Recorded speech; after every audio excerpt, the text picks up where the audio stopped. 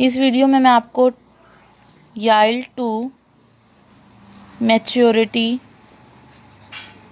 Method या trial and error method के through किस तरह से cost of redeemable debentures find out करते हैं वो बताऊंगी। सिर्फ इसमें फॉर्मूला लर्न करना है जो एग्ज़ाम में फॉर्मूला पूछा जाता है। फॉर्मूला क्या होता है कि अगर हमने कॉस्ट ऑफ रिडीमेबल डिवेंचर्स का फाइंड आउट करना है तो cost of debenture before tax is equal to V0 N is equal to T1। ये होता है सिग्मा। सिग्मा का मतलब होता है total IT divided by 1 plus KD की power T plus VN 1 plus KD की पावर N। ठीक है, इसमें जो हम ये तब का फाइंड आउट कर रहे हैं, मान लो कोई डिवेंचर हमने 5 इयर्स के लिए इशू किया है और हमने 2 इयर्स के बाद किसी भी डिवेंचर्स की कॉस्ट को फाइंड आउट करना है तो हम इस मेथड के थ्रू भी फाइंड आउट कर सकते हैं। यहाँ पर V0 का मतलब क्या है? करंट वैल्यू ऑफ डेब्ट। आज के टाइम में इस डिवेंचर की वैल्यू क्या है? एन का मतलब क्या है? Number of year. कितने नंबर ऑफ ईयर्स के लिए हमने डिवेंचर इशू किया? 5 ईयर के लिए। टी क्या है? पहला साल बीत चुका है, दूसरा साल भी बीत चुका है। पहले हम T1 रखेंगे, फिर T2 रखेंगे और फिर दोनों की जो वैल्यू आ गई उनको प्लस करके उसकी करंट वैल्यू निकाल लेंगे। ठीक है, ये पहले साल के लिए वैल्यू निकालनी है तो यहाँ T1 रखेंगे। दूसरे साल के लिए अगर पहले साल की बाद हमने सेकेंड ईयर की वैल्यू निकालनी है तो यहाँ T2 रख देंगे, इसका कोई फ़र्क नहीं पड़ेगा। ठीक है, तो यहाँ टी का मतलब क्या है? फर्स्ट ईयर ख़त्म हो गया है, सेकेंड ईयर ख़त्म हो गया है, थर्ड ईयर ख़त्म हो गया है, फोर्थ या फिफ्थ, ऐसे 5 ईयर तक चलता रहेगा। पहले साल अगर हमने करंट वैल्यू निकाल रहे हैं तो T1 रखेंगे और वही यहाँ पर जो यहाँ टी रखा है उसकी ही वैल्यू आई के साथ रखेंगे, यहीं यहाँ टी के साथ रखेंगे।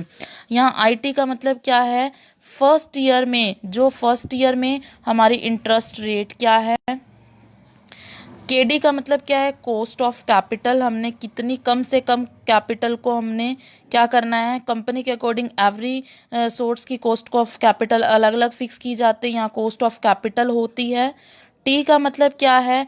यहाँ पर अगर 1 रखा है तो यहाँ पर भी पावर 1 आ जाएगी, 2 है तो यहाँ पे भी पावर 2 आ जाएगी।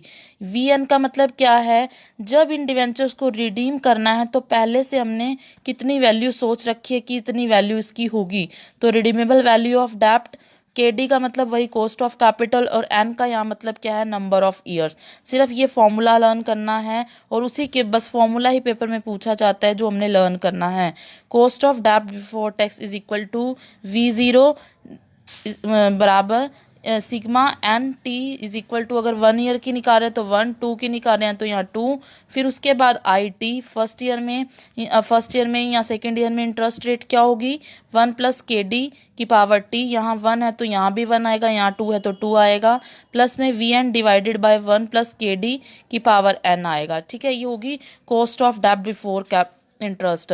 अगर कॉस्ट ऑफ डेब्ट आफ्टर टैक्स निकालना है तो KDB 1 माइनस टैक्स रेट आएगा, वही सेम फॉर्म आ जाएगी वैल्यू और उसको मल्टीप्लाई कर देंगे 1 माइनस टैक्स रेट। मान लो टैक्स रेट क्या है? 70% की है तो कैसे निकालते हैं? 1 माइनस 70/100 कैसे हो जाएगी? 1 माइनस 0.07। ठीक है, 100 को डिवाइड किससे कर देंगे? 70 को डिवाइड कर देंगे 100 से, ये हमारी टैक्स रेट ऐसे निकलती है। मान लो कॉस्ट ऑफ डेब्ट ऑफ कैपिटल 4 निकली तो 4 को किससे मल्टीप्लाई कर देंगे? 1 माइनस 0.07 से। उसके बाद नेक्स्ट आता है, मैंने आपको बताया है, एक तो रिडीमेबल डिवेंचर्स को कैलकुलेट करने का फॉर्मूला यील्ड टू मैच्योरिटी होता है, दूसरा है शॉर्टकट मेथड। शॉर्टकट मेथड में क्या फॉर्मूला है? कॉस्ट ऑफ डेब्ट before capital interest plus 1/n RV minus NP divided by 1/2 RV plus NP। Very very important. ठीक है, यही इसलिए आ जाता है। आई का मतलब क्या है? इंटरेस्ट।